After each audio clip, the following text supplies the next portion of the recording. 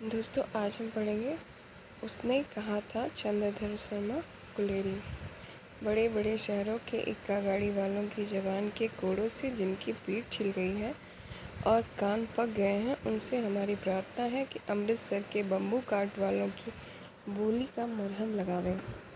जबकि बड़ी शहरों की चौड़ी सड़कों पर घोड़े की पीठ को चाबुक से धुनते हुए इक्के वाले कभी घोड़े की नानी से अपना निकट यौन संबंध स्थिर करते हैं, कभी उसके हुए अंगों से डॉक्टर को लजाने वाला पर्चे दिखाते हैं, कभी राह चलते पैदलों की आंखों के न होने पर तरस खाते हैं, कभी उनके पैरों की अंगुलियों के पोरों की चीज कर अपने ही को सताया हुआ बताते हैं और संसार भर की ग्लानि और शोक के अवतार बने नाक की सीध चले जाते हैं।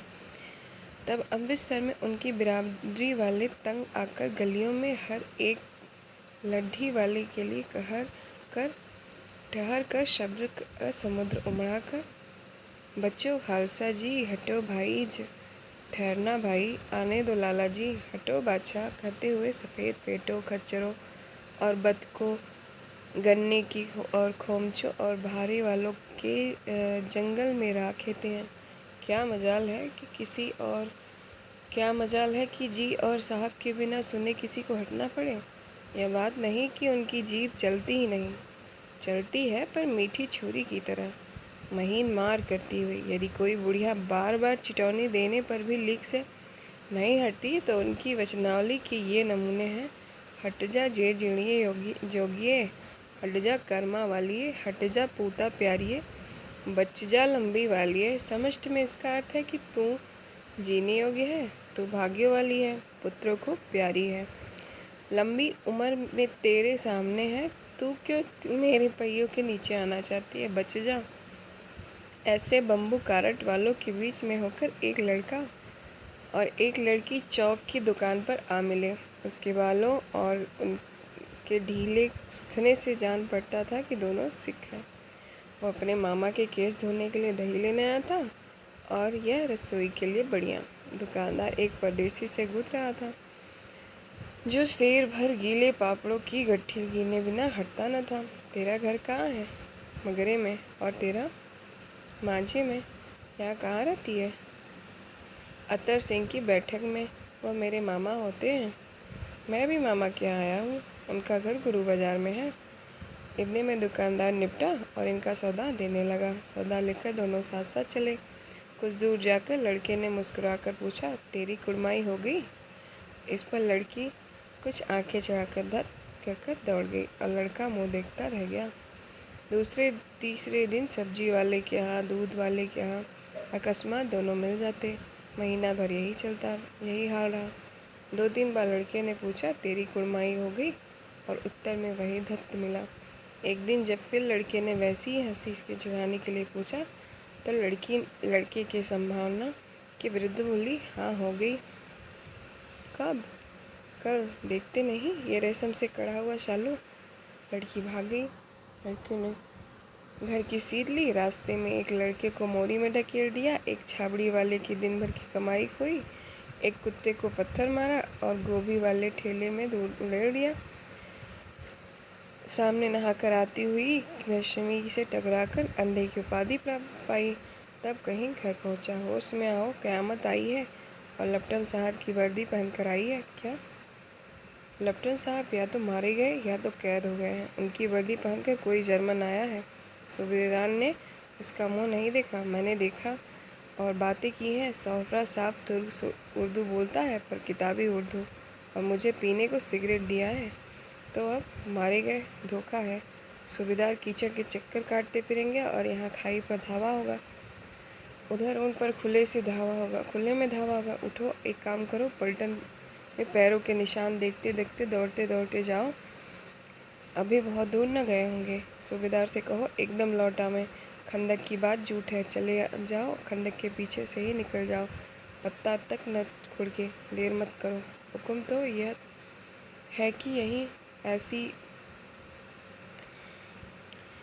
ऐसी तैसी हुक्म की। मेरा हुक्म है जमादार लहना सिंह, जो इस वक्त यहाँ सबसे बड़ा अफसर है, उसका हुक्म है। मैं लेफ्टिनेंट साहब की खबर लेता हूँ। पर यहाँ तुम 8 ही हो। 8 नहीं 10 लाख। एक एक अकालिया 6 सवा लाख के बराबर होता है। चले जाओ। लौटकर खाई के मुहाने पर लहना सिंह से चिपक गया। उसने देखा कि लेफ्टिनेंट साहब ने जेब से बेल के बराबर 3 गोले निकाले, तीनों जगह खंदक की दीवारों में घुसेड़ दिया और तीनों में से एक तार बांध दिया। तार के आगे सूत की गुत्थी थी, जिसे सिगड़ी के पास रखा। बाहर की तरफ जाकर एक दिया सलाई जलाकर गुत्थी रखने बिजली की तरह दोनों हाथों से उल्टी बंदूक को उठाकर लहना सिंह ने एक साहब की कुहनी पर तानकर दी मारा। धमाके के साथ साहब के हाथ से दिया सलाई गिर पड़ी। लहना सिंह ने एक कुंदा साहब की गर्दन पर मारा और साहब आंख मीन गाट करते चित्त हो गए। लहना सिंह ने तीनों गोले बीनकर खंदक के बाहर फेंका और साहब को घसीटकर सिगड़ी के पास लिटाया। जेबों की तलाशी ली। 3-4 लिफाफे, एक डायरी निकालकर उन्हें अपनी जेब के हवाले किया। साहब की मूर्छा हटी। लहना सिंह हंसकर बोला, क्यों लेफ्टिनेंट साहब, मिजाज कैसा है? आज मैंने बहुत बातें सीखी। यह सीखा कि सिख सिगरेट पीते हैं। यह सीखा कि जगाधारी के जिले में नीलगायें होती हैं और उनके 2 फुट 4 इंच के सींग होते हैं। यह सीखा कि मुसलमान खान सागमा मूर्तियों पर जल चढ़ाते हैं और लेफ्टिनेंट साहब खोते पर चढ़ते हैं। पर यह तो कहो कि ऐसी साफ उर्दू कहाँ से सीखा है? हमारे लेफ्टिनेंट साहब तो बिना डैम के 5 लफ्ज़ भी नहीं बोला करते थे। लहना सिंह ने पतलून की जेबों की तलाशी नहीं ली थी। साहब ने मानो जाड़े से बचने के लिए दोनों हाथ जेबों में डाले।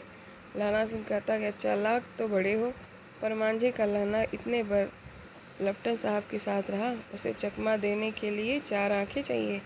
3 महीने हुए एक तुर्की मौलवी मेरे गांव में से आए। औरतों को बच्चों के होने की ताबीज़ बांटता और बच्चों को दवाई देता था। चौधरी के बड़ नीचे मंजा बिछाकर हुक्का पीता रहता था और कहता था कि जर्मनी वाले बड़े पंडित हैं, वेद पढ़ पढ़कर उसमें से विमान चलाने की विद्या जान गए। गौ को नहीं मारते, हिंदुस्तान में आ जाएंगे तो गौ हत्या बंद कर देंगे। मंडी के बनियों के बकाता था और कि डाकखाने से रुपए निकाल लो, सरकार का राज्य जाने वाला है।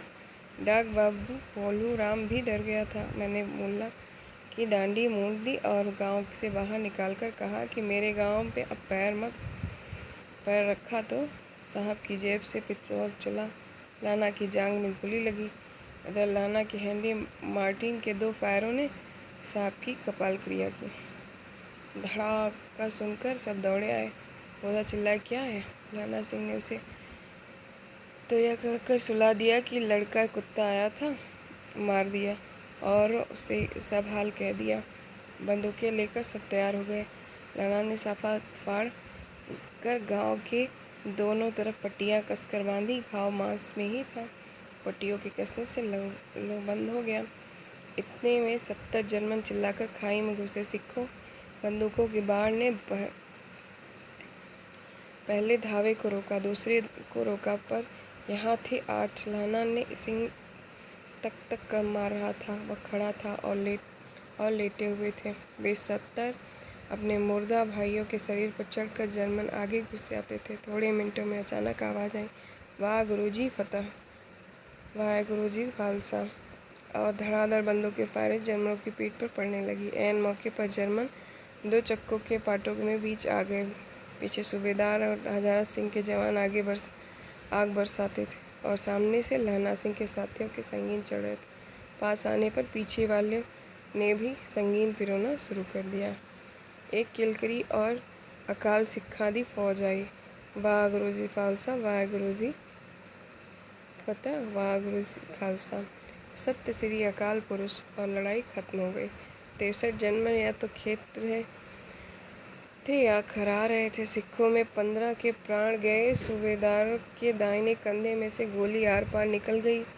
लहना सिंह की पसली में एक गोली लगी। उसने घाव को खंदक की गीली मिट्टी से पूर लिया और बाकी का साफा कसकर कमर की तरफ लपेट लिया। किसी को खबर नहीं हुई कि लहना के दूसरा घाव भारी घाव है। लगा है। लड़ाई के समय चांद निकल आया था, ऐसा चांद जिससे प्रकाश में संस्कृत कवियों को दिया हुआ छई नाम का सार्थक होता है। और हवा ऐसी चल रही थी जैसी कि प्राण भट्ट की भाषा में दंतवीड़ु प्रदेश आचार्य कहलाती। वजीरा सिंह कह रहा था कि कैसे मन भर फ्रांस की भूमि मेरे बूटों से चिपक रही थी। जब मैं दौड़ा दौड़ा सूबेदार के पीछे गया था, सूबेदार लैला सिंह से सारा हाल सुन और कागजात पाकर उसकी तुरंत बुद्धि को सराह रहे थे और कह रहे थे कि तू न होता तो आज सब मारे जाते। इस लड़ाई की आवाज़ 3 मील दाहिनी ओर खाई वालों ने सुन ली थी। उन्होंने पीछे टेलीफोन कर दिया। वहाँ से झटपट 2 डॉक्टर और 2 बीमार धोने की गाड़ियाँ चली और कोई 1.5 घंटे के अंदर आ पहुँची। फील्ड अस्पताल नज़दीक था, सुबह होते होते वहाँ पहुँच जाएंगे, इसलिए मामूली पट्टी बांधकर एक गाड़ी में घायल लिटाए गए और दूसरी में लाशें रखी गई। सूबेदार ने लैला सिंह की जांघ में बनवानी थी। बोधा सिंह जोर से बर्रा रहा था, पर उसने यह कहकर टाल दिया कि थोड़ा घाव है, सवेरे देखा जाएगा। वह गाड़ी में लिटाया गया। लैला को छोड़कर सूबेदार जाते नहीं थे। यह देख लैला ने कहा, तुम्हें खुदा की कसम है और सूबेदारनी जी की सौगंध है तो इस गाड़ी में न चले जाओ, और तुम मेरे लिए वहाँ पहुंचकर गाड़ी भेज देना। और जर्मन मुर्दों के लिए भी तो गाड़ियाँ आती होंगी। मेरा हाल बुरा नहीं है, देखते नहीं मैं खड़ा हूँ। वजीरा सिंह मेरे पास ही है। अच्छा, पर बोधा गाड़ी पर लेट गया। भला आप भी चढ़ जाओ। सुनिए तो सूबेदारनी होरा को चिट्ठी लिखो तो मेरा मत्था टेकना लिख देना, और जब घर जाओ तो कह देना कि मुझसे जो उन्होंने कहा था वह मैंने कर दिया। गाड़ियाँ चल पड़ी। सूबेदार ने चढ़ते चढ़ते लैला का हाथ पकड़ कर कहा, तूने मेरे और बोधा के प्राण बचाए हैं, लिखना कैसा, साथ ही घर चलेंगे। अपनी सूबेदारनी से तू ही कह देना उसने क्या कहा था। अब आप गाड़ी पर चढ़ जाओ, मैंने जो कहा वह लिख देना और कह भी देना। गाड़ी के जाते ही लैला लेट गया। वजीरा पानी पिला दे और मेरा कमरबंद खोल दे, तर हो रहा है। मृत्यु के कुछ समय पहले मृत्यु की बहुत साफ हो जाती। जन्म भर की घटनाएं एक एक करके सामने आती हैं। सारे दृश्यों के रंग साफ होते हैं। समय की धुंध बिल्कुल उन पर से हट जाती है। लैला सिंह 12 वर्ष का है। अमृतसर से में मामा के यहाँ आया हुआ है। दही वाले के यहाँ, सब्जी वाले के यहाँ, हर कहीं उसे 8 साल की लड़की मिल जाती है। जब वो पूछता कि तेरी कुर्माई हो गई, वह धत करके भाग जाती। एक दिन उसने वैसे ही पूछा तो उसने कहा, हाँ कल हो गई। देखते नहीं ये रेशम के फूलों वाला शालू। यह सुनते ही लैला सिंह को दुख हुआ, क्रोध हुआ। क्यों हुआ? वजीरा सिंह पानी पिला दे। 25 वर्ष बीत गए। अब लैला सिंह नंबर 77 फाइफर के में जमादार हो गया है। और 60 वर्ष की कन्या का ध्यान ही न रहा। न मालूम वह कभी मिली थी या नहीं। 7 दिन की छुट्टी लेकर जमीन के मुकदमे की पैरवी करने वह घर गया। वहाँ रेजिमेंट के अफसर की चिट्ठी मिली, फ़ौरन चले आओ। साथ ही सूबेदार हजारा सिंह की चिट्ठी मिली कि मैं और बोधा सिंह भी चल रामपुर जाते हैं, लौटते हुए हमारे घर होते आना, साथ चलेंगे। सूबेदार का घर रास्ते में पड़ता था और सूबेदार उसे बहुत चाहता था। लैला सिंह सूबेदार के यहाँ पहुँचा। जब चलने लगे तब सूबेदार बेड़े में निकल कर आया, बोला, लैला सिंह सूबेदारनी तुमको जानती है, बुलाती है, जा मिला। लैला सिंह भीतर पहुंचा। सूबेदारनी मुझे जानती है, कब से? रेजिमेंट के क्वार्टरों में तो कभी सूबेदार के घर के लोग रहे नहीं। दरवाजे पर जाकर मत्था टेकना कहा। असीस सुनी। लैला सिंह चुप। मुझे पहचाना नहीं?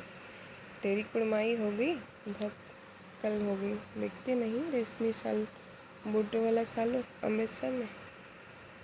भाव की टकराहट से मूर्छा खुली, करवट बदली, पसली का घाव बह निकला।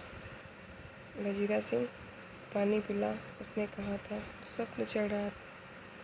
सूबेदारनी कह रही है, मैंने तेरे को आते ही पहचान लिया। एक काम कहती हूँ, मेरे तो भाग फूट गए।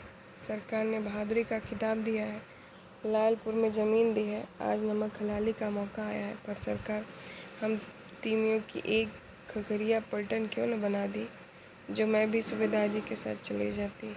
एक बेटा है, फौज में भर्ती हुए उसे 1 ही वर्ष हुआ, उसके पीछे 4 हुए, पर एक भी नहीं जिया। सूबेदारनी रोने लगी।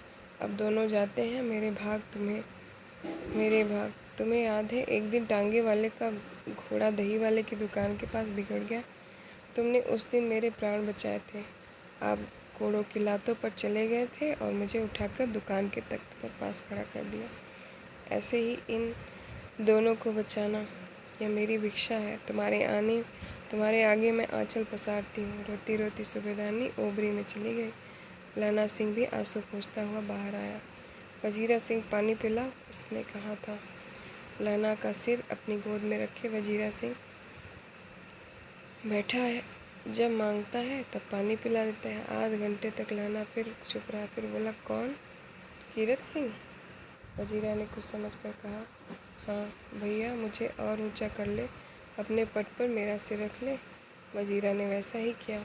हाँ, अब ठीक है, पानी पिला दे बस। अब के हाड़ में यह आम खूब फलेगा। चाचा भतीजा दोनों ही बैठकर आम खाना। जितना बड़ा तेरा भतीजा है उतना ही बड़ा यह आम। जिस महीने उसका जन्म हुआ था उसी महीने मैंने इसे लगाया था। वजीरा सिंह की आँख से आंसू टप टप टपक रहे थे। कुछ दिन पीछे लोगों ने अखबारों में पढ़ा, फ्रांस बेल्जियम 67वीं सूची, मैदान में घाव से मरा नंबर 77 सिख राइफल, जमादार लहना सिंह।